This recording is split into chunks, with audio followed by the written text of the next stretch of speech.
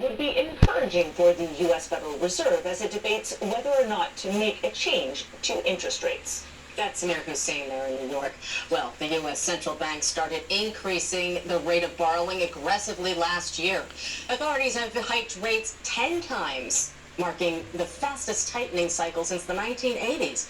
Now, expectations are high that this time they might pause. Earlier, I spoke with market strategist Charu Chanana, and she gave me her outlook for the U.S. Federal Reserve. Expectations are built in for the Fed to pause this time, but I think the markets are being a bit too complacent about that slowdown in inflation that you just talked about, as well as the potential for Fed pause or skip, whatever you might call it. Because if you would remember, last week we did get some hawkish tremors in the markets from the Reserve Bank of Australia, from the Bank of Canada. And these are, central banks that already thought that inflation was on its way down and they could take a breather there. So they paused their rate hike cycles. But then there was a realization that the inflation is not moving exactly in line with what their expectations were.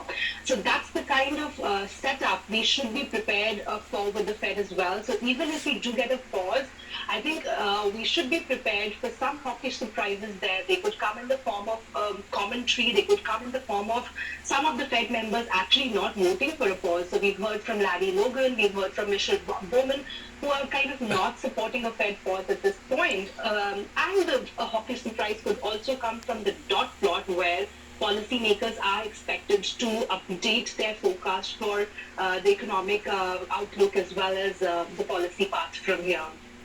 In other news this morning, the U.S. Federal Trade Commission has asked a judge to temporarily block Microsoft from closing its $69 billion deal to acquire gaming company Activision Blizzard.